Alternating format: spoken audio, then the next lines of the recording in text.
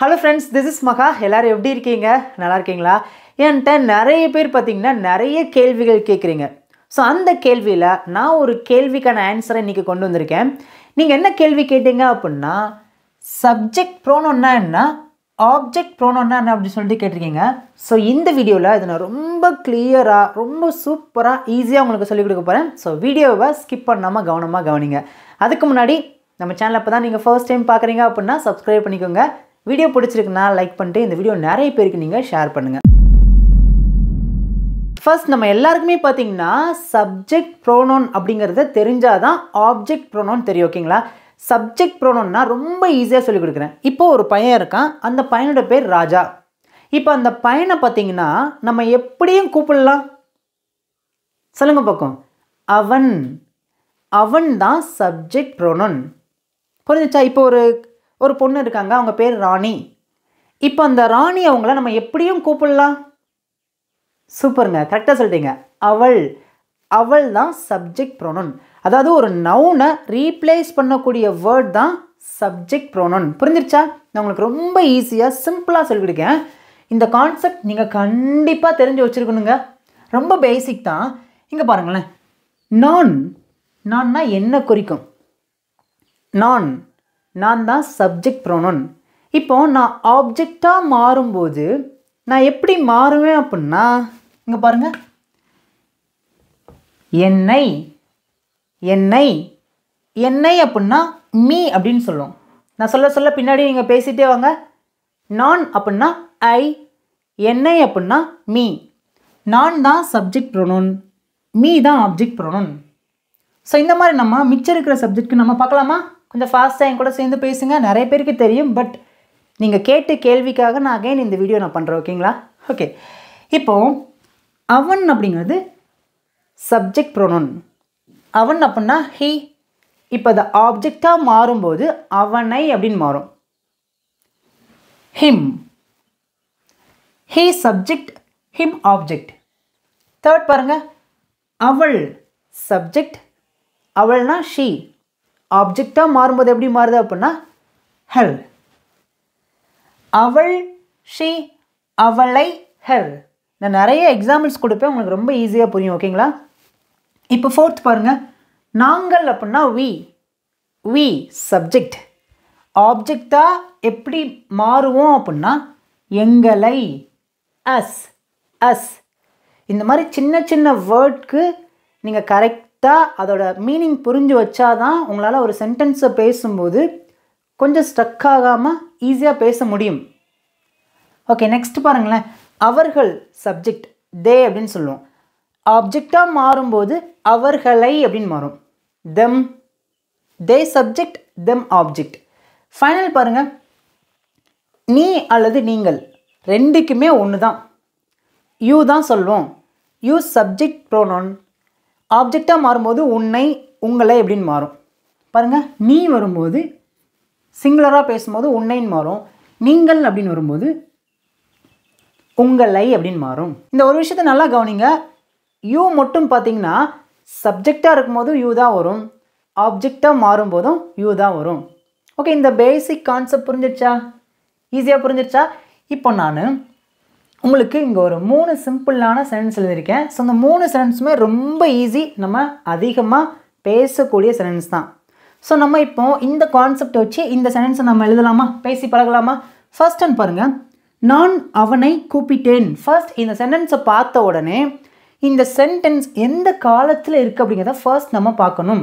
எப்போயுமே நீங்கள் ஒரு சென்டென்ஸ் பேசுகிறீங்க அப்படின்னா, இப்போ தான் பேசி பழகுறீங்க, இங்கிலீஷ் நல்லா லேர்ன் பண்ணுறீங்க அப்படின்னா, ஃபர்ஸ்ட் நீங்கள் எந்த சென்டென்ஸ் பார்த்தாலும் அந்த சென்டென்ஸ் எந்த காலத்தில் இருக்குது அப்படிங்கிறத பார்க்கணும். இப்போ இந்த சென்டென்ஸ் எந்த காலத்தில் இருக்குது அப்படின்னா பாருங்கள், கூப்பிட்டேன் முடிஞ்சிருச்சு. ஸோ அப்படின்னா பாஸ்ட் டென்ஸில் தான் இருக்குது. எப்படி பேசலாம்? ஃபர்ஸ்ட் நம்ம சப்ஜெக்டை தான் பேசணும். சப்ஜெக்ட்னா நான், நான் என்ன சொல்லியிருக்கேன்? ஐ. ஓகே, சப்ஜெக்டை பேசின உடனே என்ன பேசணும்? வேர்பை பேசணும். இங்கே என்ன வேர்ப்? கூப்பிடுறது. கூப்பிடுறதுக்கு என்ன சொல்ல இங்கிலீஷில்? கால். இந்த கால் அப்படிங்கிறத இங்கே எழுதக்கூடாது. அப்படியே நீங்கள் கால் அப்படின்னு சொல்லிட்டு எழுதக்கூடாது. நீங்கள் என்ன பண்ணணும் அப்படின்னா இந்த காலோட பாஸ்ட் ஃபார்ம் என்ன அப்படிங்கிறத பார்க்கணும். நம்ம அதை பாஸ்ட் டென்ஸில் தான் இந்த சென்டென்ஸ் பேசியிருக்கோம். அப்படின்னா கால் அப்படிங்கிறது ப்ரெசன்ட் டென்ஸோட verb. பாஸ்ட் டென்ஸோட verb என்ன அப்படின்னா ஒன்றுமே இல்லை, இதோட ed மட்டும் ஆட் பண்ணுங்கள். ஐ கால்ட், நான் கூப்பிட்டேன். இங்கே ed எடுத்துட்டீங்க அப்படின்னா ஐ கால் அப்படின்னா நான் கூப்பிடுகிறேன் அப்படின்னு அர்த்தம். ப்ரெசண்ட்டில் ஒரு செயலை செய்கிற அப்படின்னு அர்த்தமாயிரும். ஆனால் நான் கூப்பிட்டேன்னு சொல்ல வரும்போது ed மட்டும் ஆட் பண்ணால் போதும். ஐ கால்ட், நான் கூப்பிட்டேன். யாரை? அவனை. நிறைய பேர் எப்படி பேசுவாங்க அப்படின்னா ஐ கால்ட் ஹீ அப்படின்னு பேசுவாங்க. இது கரெக்டா? ஐ கால்ட் ஹீ, இது கரெக்டா? சொல்லுங்கள் பார்க்கும். கிடையாது. கரெக்டான ஆன்சர் பார்த்தீங்கன்னா ஐ கால்ட் ஹிம். ஏன்னா அவனை அப்படின்னா இங்கே என்ன இருக்குது பாருங்கள், ஹிம். ஐ கால்ட் ஹிம், நான் அவனை கூப்பிட்டேன். அவன் அப்படின்னா ஹீ, அவனை அப்படின்னா ஹிம். எப்பயுமே ஒரு சென்டென்ஸில் சப்ஜெக்ட் ப்ரோனவுன் ஃபர்ஸ்டில் வரும். இது சப்ஜெக்ட் ப்ரோனவுன். ஆப்ஜெக்ட் ப்ரோனவுன் பார்த்தீங்கன்னா எப்பயுமே பார்த்தீங்கன்னா கடைசி தான் வரும். புரிஞ்சா? இது சப்ஜெக்ட் ப்ரோனவுன், அது ஆப்ஜெக்ட் ப்ரோனவுன். ஈஸியாக இருக்குதா? ஓகே, இந்த தமிழ் சென்டென்ஸ் நல்லா கவனிச்சிங்களா? நான் அவனை கூப்பிட்டேன். இதை நான் அப்படியே மாற்றி எழுதுகிறேன் பாருங்களேன். அவன் என்னை கூப்பிட்டான். எப்படி பேசலாம்? அவன் அப்படின்னா ஹீ. ஓகே, ஹீ எழுதியாச்சு. கால்ட், கூப்பிட்டான். யாரை? சொல்லுங்க பார்க்கும். யாரை கூப்பிட்டான்? என்னை கூப்பிட்டான். என்னை அப்படின்னா நிறைய பேர் இப்படி பேசுவீங்க, ஐ. ஹீ கால்ட் ஐ அப்படின்னு பேசுவீங்க. அப்படி பேசக்கூடாது. ஐனா நான். இங்கே என்னைன்னு பேசியிருக்கோம். என்னை அப்படின்னா என்ன வரும் பாருங்கள், me. He called me, he called me. அவன் என்னை கூப்பிட்டான். ஈஸியாக இருக்குதா? ஓகே, இப்போ இந்த சென்டென்ஸை நான் அப்படியே கேள்வியாக மாற்றிருக்கேன் பாருங்கள். அவன் என்னை கூப்பிட்டானா? கூப்பிட்டானா பாஸ்டில். அவன் நான் கூப்பிட்டானா? இப்படி கூட சொல்லலாம். அவன் என்ன கூப்பிட்டானா? பாஸ்ட் டென்ஸில் இருக்கிற ஒரு காலத்தை மென்ஷன் பண்ணி கூட பேசலாம். இந்த சென்டென்ஸ் நம்ம பாஸ்ட் டென்ஸில் தான் எழுதியிருக்கோம். அவன் என்னை கூப்பிட்டானா அப்படின்னா ரொம்ப simple.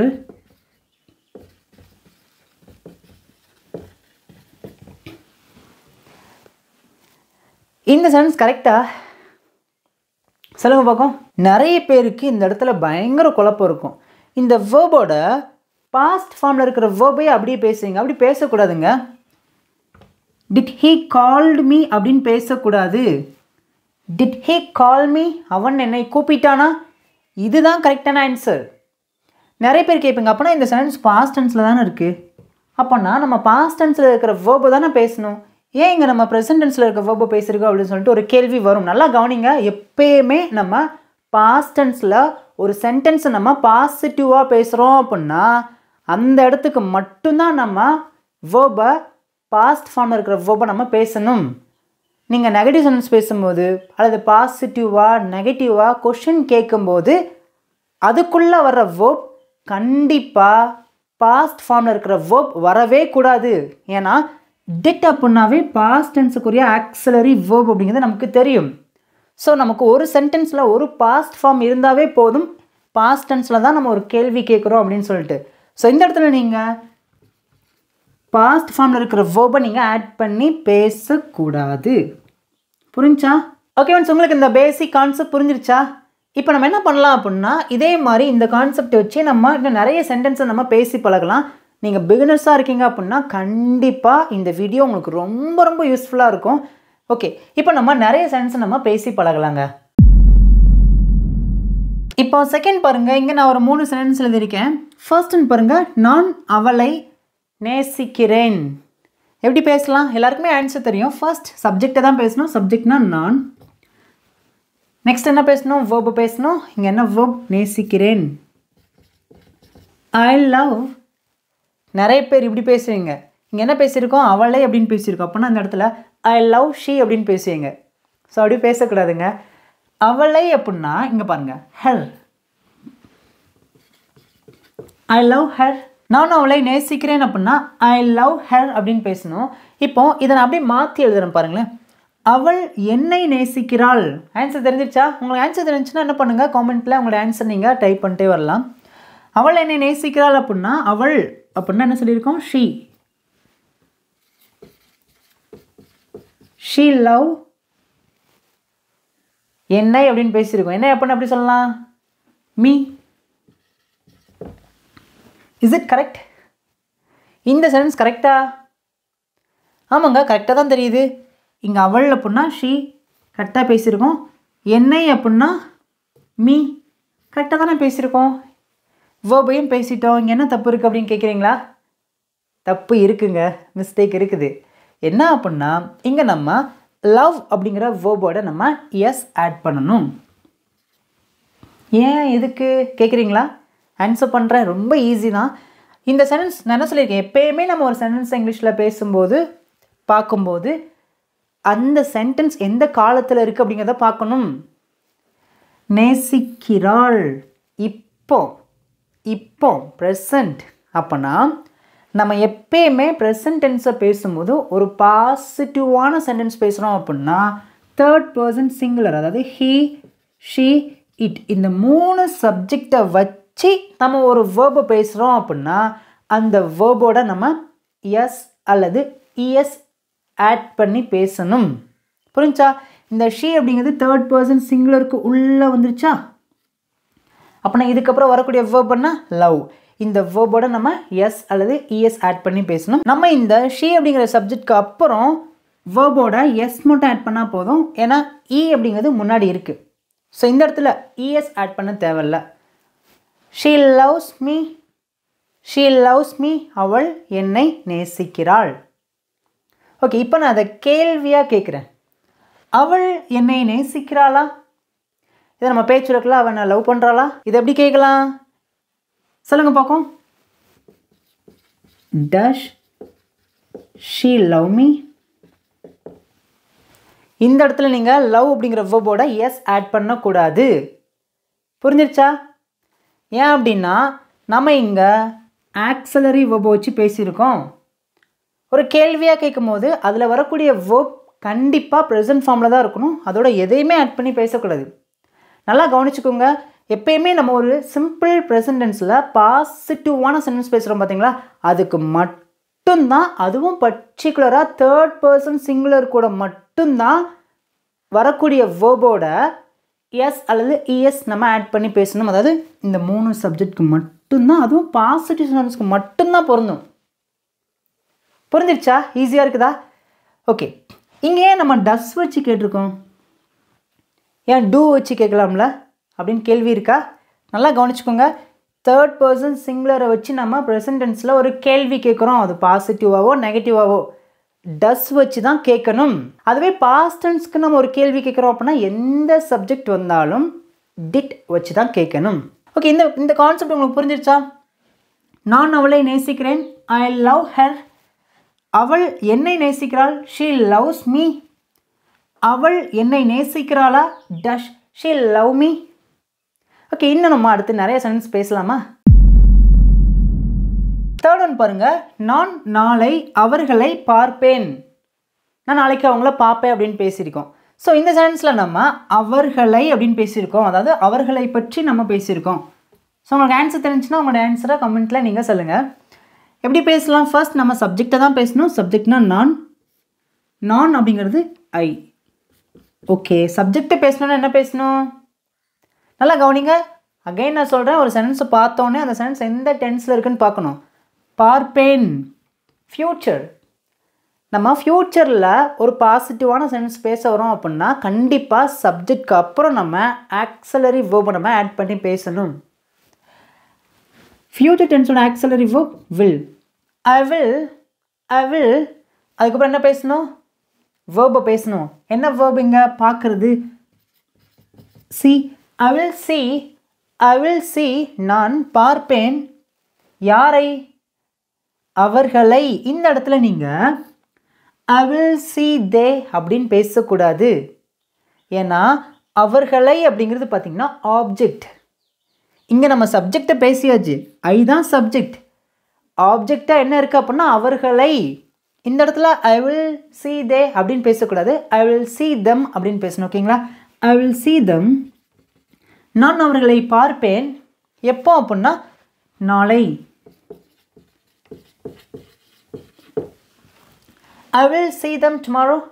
I will see them tomorrow. நான் நாளை அவர்களை பார்ப்பேன். நீங்கள் கவனிக்க வேண்டியது என்ன அப்படின்னா, இந்த இடத்துல will அப்படிங்கிற ஆக்ஸலரி verb பார்த்தீங்கன்னா ஃப்யூச்சரை தான் குறிக்குன்னு நமக்கு தெரியுது.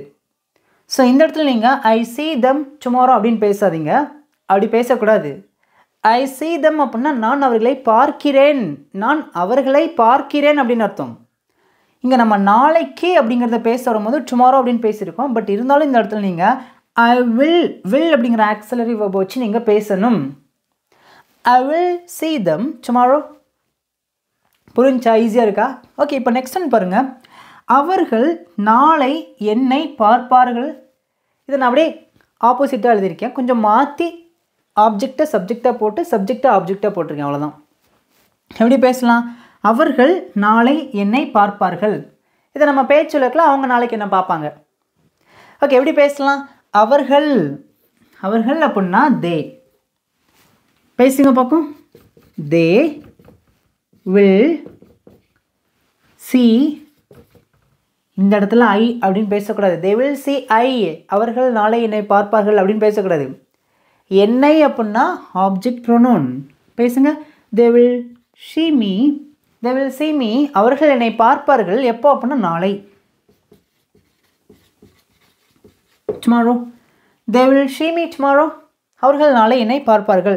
இப்போ நான் அதை கேள்வியாக எழுதியிருக்கேன் பாருங்களேன். அவர்கள் நாளை என்னை பார்ப்பார்களா? இதை நம்ம பேச்சுலக்கலாம் அவங்க நாளைக்கு என்ன பார்ப்பாங்களா? எப்படி பேசலாம்? ஒன்றுமே இல்லை. இந்த will அப்படிங்கிற ஆக்ஸலரி வேர்பை மட்டும் அப்படியே முன்னாடி மட்டும் பேசுனா போதும். அது கேள்வியாக மாறிடும். நீங்கள் அதை கேள்வியாக மாற்றுறதுக்கு, கேள்வியாக பேசுகிறதுக்கு பெரிய கஷ்டம், ரிஸ்க் அப்படிலாம் நினைக்காதீங்க.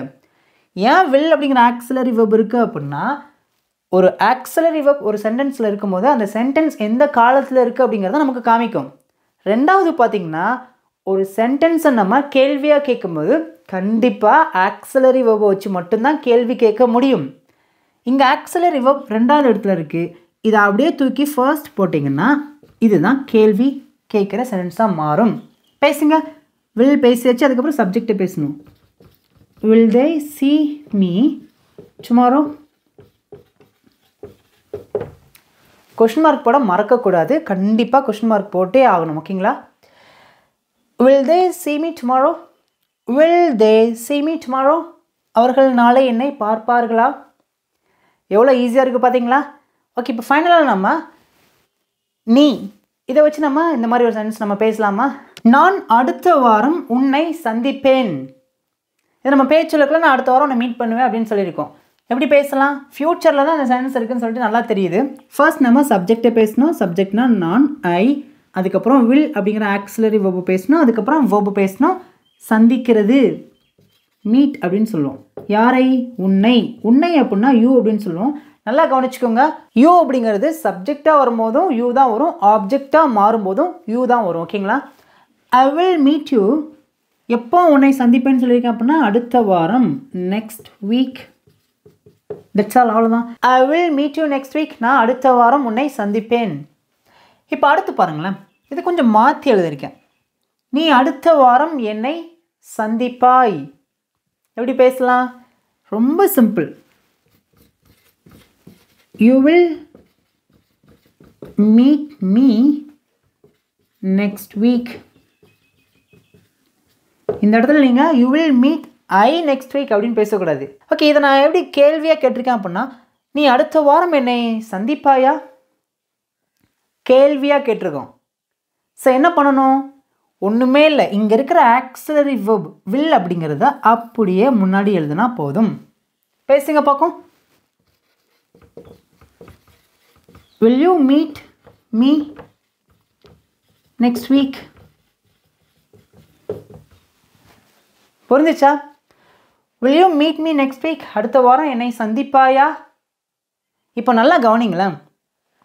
அடுத்த வாரம் நீ என்னை சந்திப்பாய் அப்படிங்கிறதுக்கு you will meet me next week அப்படியே கேள்வியாக கேட்கும்போது will அப்படியே முன்னாடி வந்துடுது.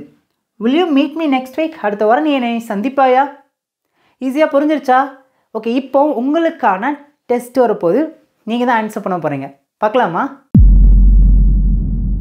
ஓகே ஃப்ரெண்ட்ஸ், இப்போ ஃபைனலாக உங்களுக்கான டெஸ்ட் வந்துருச்சு. இங்கே நான் சிம்பிளான 5 சென்டென்ஸ் எழுதியிருக்கேன். இந்த 5 சென்டென்ஸில் இருக்கிற எரரை நீங்கள் தான் கண்டுபிடிக்கணும். ஓகேங்களா? ஃபர்ஸ்ட் ஒன் பாருங்கள். ஹீ நோஸ் ஷீ, அதாவது தமிழ் நான் சொல்கிறேன், அவனுக்கு அவளை தெரியும். இங்கே என்ன எரர் இருக்குது? உங்களுக்கு ஆன்சர் தெரிஞ்சுன்னா அந்த எரர் மட்டும் நீங்கள் கமெண்ட்டில் சொல்லலாம், அல்லது நீங்கள் கரெக்டான சென்டென்ஸை நீங்கள் டைப் பண்ணி சொல்லலாம். ஸோ உங்களுக்கான டெஸ்ட் நீங்கள் தான் என் கூட சேர்ந்து பண்ணணும். இங்கே என்ன எரர் இருக்குது அப்படின்னா, ஹீ நோஸ் ஷீ வராது. பாருங்கள், ஷீ அப்படின்னா சப்ஜெக்ட் ப்ரோனவுன். இங்கே நம்ம ஆப்ஜெக்ட் ப்ரோனவுனில் தான் வச்சு பேசியிருக்கோம். ஸோ ஆப்ஜெக்டாக மாறும்போது ஹெர் அப்படின்னு மாறும். ஓகேங்களா?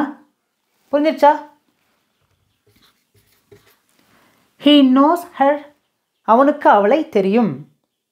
ஓகே, இப்போ நெக்ஸ்ட் ஒன் பாருங்கள். தெம் ஃபாலோட் மீ, அதாவது அவர்கள் என்னை பின்பற்றினார்கள் அப்படின்னு இப்போ சொல்லியிருக்கோம். இங்கே கவனிங்களேன், தெம் அப்படிங்கிறது ஆப்ஜெக்ட் ப்ரோனவுனில் தான் இருக்குது. பாருங்கள், எப்பயுமே ஆப்ஜெக்ட் ப்ரோனவுன் ஒரு சென்டென்ஸில் கடைசி தான் வரணும். அப்போனா இங்கே நம்ம சப்ஜெக்ட் ப்ரோனவுனை தான் பேசணும். தே ஃபாலோட் மீ, தேனா அவர்கள், தெம் அப்படின்னா அவர்களை அப்படின்னு அர்த்தம். இப்படி சொல்லலாம், நான் அவர்களை பின்பற்றினேன் அப்படின்னா ஐ ஃபாலோட் தெம் அப்படின்னு பேசலாம். ஆனால் இங்கே என்ன சொல்லியிருக்கோம் அப்படின்னா, அதாவது இங்கே என்ன சொல்லியிருக்கோம் அப்படின்னா, அவர்கள் என்னை பின்பற்றினார்கள். தே ஃபாலோட் மீ. தேர்ட் பாருங்கள், ப்ளீஸ் கால் வி, அதாவது எங்களை கூப்பிடு அப்படின்னு சொல்லியிருக்கோம். வி அப்படிங்கிறது பாருங்களேன் சப்ஜெக்ட் ப்ரோனவுனில் இருக்குது. எங்களை அப்படின்னு பேச வரும்போது நம்ம as அப்படின்னு தான் பேசணும். ப்ளீஸ் காலஸ், ப்ளீஸ் காலஸ், தயவுசெய்து எங்களை கூப்பிடு. ஓகே, நெக்ஸ்ட் ஒன் பாருங்களேன். ஷீ ஒர்க் ஃபார் அஸ், அவள் எங்களுக்காக வேலை செய்கிறாள். கரெக்டாக தானே இருக்குது. ஷீ அப்படிங்கிறது சப்ஜெக்ட் ப்ரோனவுன், கரெக்டாக இருக்குது. as அப்படிங்கிறது எங்களை ஆப்ஜெக்ட் ப்ரோனவுன், கரெக்டாக தானே இருக்குது. இங்கே ஷீ as ரெண்டுமே அதோட பிளேஸில் கரெக்டாக தானே இருக்குது அப்படின்னா கரெக்டாக தான் இருக்குது. ஆனால் இந்த சென்டென்ஸில் வரக்கூடிய வேர்போட நம்ம எஸ் ஆட் பண்ணி பேசணும். She works for us, she works for us, அவள் எங்களுக்காக வேலை செய்கிறாள். இப்போ ஃபைனல் பாருங்களேன், இட்ஸ் ஐ, இது நான் தான் அப்படின்னு சொல்ல வந்திருக்கோம். பாருங்கள், இந்த இடத்துல ஐ வராது. மீ, இட்ஸ் மீ, இது நான் தான். ஓகே ஃப்ரெண்ட்ஸ், இப்போ ஃபைனலாக இங்கே இருக்கிற தமிழ் சென்டென்ஸ்க்கு இங்கிலீஷில் எப்படி பேசலாம்னு சொல்லிட்டு உங்களுடைய ஆன்சரை எல்லாருமே மறக்காமல் காமெண்ட்டில் சொல்லுங்கள்.